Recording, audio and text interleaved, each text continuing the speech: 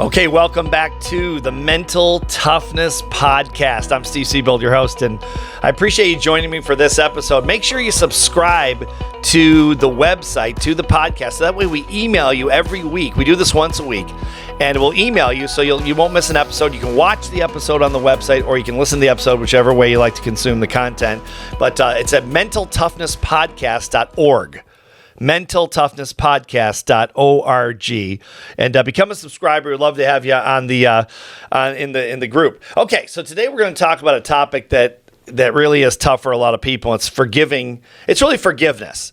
You know, and again, why is that a mental toughness topic? Because holding a grudge, whether it's against someone else or yourself, can really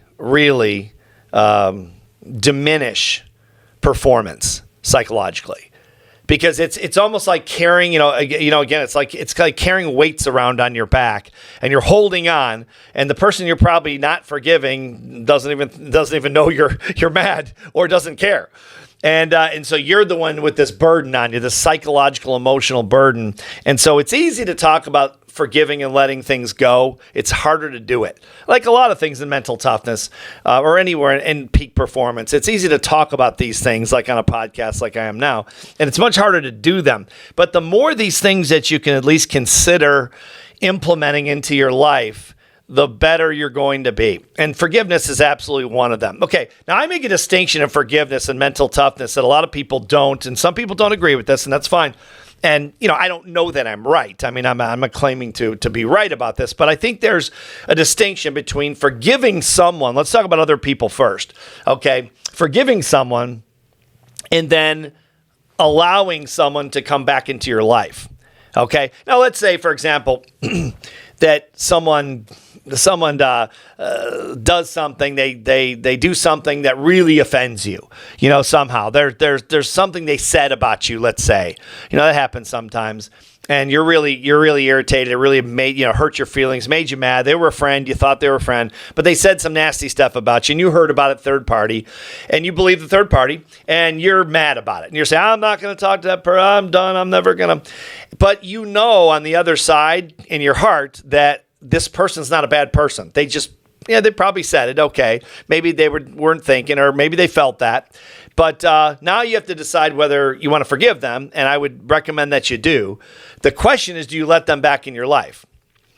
And that's a big one, I think. I think that people, a lot of times, will talk about, I've heard a lot of psychologists and worked with a lot of them, and psychiatrists as well, where they'll say, well, forgiveness, it's wholesale. You just have to forgive and let it go. And a lot of philosophers talk about this as well. Just forgive and let it go. And let the person back into your life, and everything will be much better because you won't be carrying this burden around. I totally disagree with that. I think it's completely wrong. I'm not saying if you believe that and it works for you, then use it. Like anything else. If it's working for you, don't fix it. Okay, so that's always the best thing and especially with mental toughness. If you've got a technique that works for you, a strategy that works for you, and it keeps working, and you have data or proof in your life that it's worked for you, forget what everybody else says. Forget what I say. Just do that. Don't fix it if it ain't broke, right? The old saying. So, but this idea that if someone says something about you, let's say, and you're mad at them, and you choose to forgive them, and you think, well, that's still a really good person. They just made a mistake, or they made some other kind of mistake, but it's not their character. It's a good person. So you let them back in your life because you think, well, it's a good person. I don't want to lose a good person in my life. I think that's probably a solid philosophy. But here's the other side of it. What if the person is not a good person? Like I've had people in my life that, in business, personally, that did things that, that I was friends, we were connected somehow, whether it was business or something else. And they, did something really offensive, and I got really mad. And because the question I asked myself is this the way they are? Is this their character? And if it is their character and they're lousy people, I cut them out. I mean, literally, I won't ever talk to them again. I mean, I'm not trying to punish them. I'm trying to remove myself from a toxic person. It's not about punishing them. They'll punish themselves. People that are toxic, just will eat them alive. I mean, that's their own problem. I don't wish them any ill will, but I'm not trying to punish them. I'm trying to protect myself. I think that's worth consideration. because toxic people, a lot of times people, like people you hear about in bad marriages. And I don't want to be wholesale about this because I know there are mothers out there that, that have kids and the husband is abusive or the husband is verbally abusive, let's say, or physically abusive or both, or it's just a really toxic situation. And people like me get on a podcast and say, hey, just walk out. What are you staying there for, dummy? Leave. Well, that's easy to say, if you've got a bunch of money or you have a job and you're supporting yourself. But what if you're a mother with 2 kids or more, and your husband's the breadwinner? Well, you can't just walk out. How are you going to feed your kids? I mean, this guy's a jerk to begin with. You think he's going to give you money to support yourself? Well, probably not. And for many, many generations, men have lorded that over women. Not so much today. I don't think it's in the past, but because women didn't work as much, now they do. They earn a lot of money, so it's luckily it's more balanced. But at the same time, I think you got to at least look at it and say, is there a way I can remove this person from my life if this is their character? Now, if it's not, if you say, smart people, good people do stupid things. I do it, you do it, everyone does it. I mean, it's just part of life. We're just human. It is what it is. And sometimes we make bad decisions and do stupid things. But it's not who we are. And so I would consider the idea that the litmus test is asking yourself whether to let this person back in your life. Is this the character of this person? Years ago, we were in a business together with some people that are very close to us. I'm saying us, being my wife, Dawn, and myself. And they did some things, were just a series of things that were just horrible. I mean, they just treated us very, very, like I've never been treated that poorly in my life before or since. Not even close. And so I had to ask myself, once we left that business, I had to ask myself, is this who these people are? Or were they just having a bad was well over almost 2 years of this abuse? Were they having a bad 2 years? Or is this who they are? Well, I decided very quickly, it didn't take long, about 5 seconds, this is who these people are. They're toxic to me, and they're gone. I've never seen them again. This is a long, long time ago. And I've had people say, oh my God, you were so close and you were so close and that. I can't believe, why don't you just let it go? It's been 25 years. I've literally had people say that over the last 25 years that are close to me. And and they say, why are you still punishing them? What's the point? I'm sure they don't even feel it. And I go, I bet they don't feel it at all because they don't have the character to feel it. They think they're right. They think abusing people is an okay thing to do. Putin thinks it's okay to go into a country that didn't do anything wrong and destroy all these people and kill women and children and torture people and shoot them in the back of the head. I mean, Putin thinks that's okay. And there's probably more leaders in our country who probably think that's okay. I don't understand that level of thinking. It's beneath the surface of the earth. I don't see how anyone can be that nasty and evil, but there are people like that. So you've got to decide. I mean, and again, over the years, I decided that they're toxic to me. It's not about punishing them. It's about saving myself from a toxic environment because I think too much of myself. And I think to expose myself to people that are abusive. And I think that's part of mental toughness is you have to ask yourself, are you serving your own self-esteem? I mean, do you think enough of yourself to say, if you're going to come into my life and abuse me, you're not going to be in my life? And probably a lot of those people say, well, I don't care. Well, great. That's fine. Whether you care or not, it's not my business. I care. I'm protecting myself. Now, and again, on the other hand, if they're not toxic people and they just made a mistake, then forgive them. Let it go. We all make mistakes. You'll probably be the next one to make a mistake, or I'll make a mistake, right?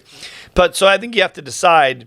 Forgiveness is one thing. You can forgive them if you want. But if you let them back in, if you let the wolf back in the door, don't go complaining when they bite your leg off when you're sleeping, right? You get in bed, you hang around, you do business with, you associate with, you marry, you hang out, whatever, with people that are toxic and don't expect to do what have that come out well. It won't end well. So forgiveness is a great thing for sure for yourself, but be careful when it comes to toxic people because there are a lot of them out there. And there are a lot of great people out there too. That's the great thing. Spend the time with the great people. Now, the last thing I want to talk about is forgiving yourself. This is a big thing, right? Because we've all done stupid things, business deals, bad business deals, bad relationships, all kinds of things, right? Money decisions, bad money decisions, stuff like that. We're all just human. And I would say in terms of mental toughness, learning to forgive yourself was one of the most important things I ever learned. I really did. As an athlete, as a junior athlete coming up, being trained to be a professional tennis player from the time I was 6 years old to the time I retired at 22. Everyone has an opinion, on what you should, when you lose. When you win, everyone's your friend. But when you lose, everyone has an opinion. And it's fine when you're 25 years old, you're 20 years old, you're 18 even, because you're an adult. It's different. But when you're a child and people are saying, you should have done this, you should have done that, I didn't agree with this, I don't agree with that, and they're all coming at you. I used to lock myself in my bedroom when I was a little kid after I'd lose a match, and everyone's knocking my door down saying, you should have done this, you got to do this, you did this wrong, you did that wrong. And I'd have to reconcile with myself to be my own best friend. And what I mean by that is I sat in my bedroom saying, okay, some of these people are probably right and some are probably not right, but I'm the one on the tennis court. And it doesn't matter if it's a tennis court or it's just life in general. You're the one living your life. They're not living your life. They don't see life through your eyes. It's your lens, not theirs. And it's different for everyone. Everyone sees it differently. And you're doing the best you can. We don't always do the right thing. We don't always perform at the highest level, for sure. But we're doing the best we can. Most people are doing the best they can. Some people are better than others, but they're trying for the most part. Sometimes we don't. Sometimes we're lazy. Sometimes we make mistakes. But the bottom line is if you can't forgive yourself, it's going to be really, really tough to be a high performer, because if you're not out there on the field, metaphorically speaking, if you're not out there trying things, whatever that is, relationships, businesses, education, investments, whatever it is, you're not out trying, you're not going to get anywhere. And if you try, if you're out there trying, you're going to make mistakes. And you're going to have to sit in your room, so to speak, and say, you know what? I did the best I could. I know I made some mistakes. I really did. I was kind of stupid because this and that and the other thing, blah, blah, blah, this and that. I should have done this. I should have done that.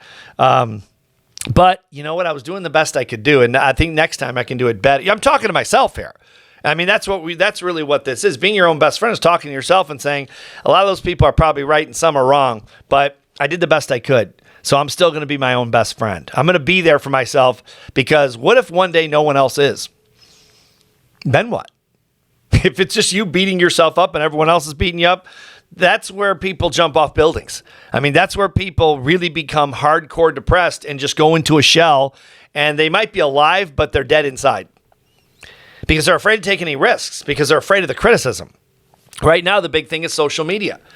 Right? I mean, everybody, the kids, I feel sorry for the kids because they're not emotionally equipped to handle all the criticism they get on social media. I mean, of course, when I was a kid, there was no such thing as the internet or social media. So I've never experienced that, but I imagine as a child, that's very difficult to deal with. And I feel for them. I really do, because I don't know how I would have handled it. But that's a whole different conversation. But, they're literally kids that have committed suicide, and because they were criticized, they were bullied basically on social media. And I would say, whatever people say, even if they're right, even when they criticize you and they're right because you made a stupid mistake, you got to forgive yourself, because no one else will. If no one else, maybe some people will. Okay. But what if they don't? Then what is your mental state? What's your level of mental toughness if no one is going to forgive you, including yourself? I mean, it's something to think about. This is controlling your life, controlling your emotions, controlling your thoughts. It doesn't mean you're going to say, no, I was right every single time. You can say, hey, I was wrong, but I did the best I could. Or maybe I didn't do. Maybe I was lazy. I didn't do the best I could. Well, okay, I didn't do the best I could. I didn't try. I was lazy, whatever it was. I was stupid. Whatever I did, my actions were wrong. But you know what? I'll do better in the future. I'll do better. And I'll come back and I'm going to be my own best friend. I feel bad about this, but I'm going to be better. I'll do better tomorrow than I did today. And I'll tell you what, when you can count on yourself, at least count on yourself. It's great to have a support system. No question about it. That's a whole nother topic for a whole nother show. But as long as you always know you'll be your own best friend, you'll be there for yourself, and you won't just beat yourself up. And a lot of people do that. Thousands and thousands. We're talking hundreds of thousands, if not millions of people are on antidepressants. And I'm not putting that down because people have to do what they have to do, but because everyone's different. So if that helps, then that helps. But a lot of times people I've talked to and worked with, and there's no study. I'm not quoting a study or anything like that. So keep that in mind. This is just personal experience. They've told me they've kind of given up on themselves, and they use drugs sometimes and other substances and other ways to cope because they've kind of given up on themselves. Don't ever do that. Don't give up. Don't give up on yourself. Do what you have to do, but don't give up on yourself. Let everyone else do it if they have to, but don't give up on yourself. Be your own best friend. You'll always know you'll be there for you. That's being mentally tough. It really is, and it's something any one of us can do. Okay, so I appreciate you listening to the show. Please subscribe to the podcast so we can get this email. I want you on this email list so we can let you know every week when we do a new show. I hope it'll help you, and I hope you'll stick with us. MentalToughnessPodcast.org. MentalToughnessPodcast.org. I'm Steve Siebold, and I'll see you on the next show. Thanks for listening.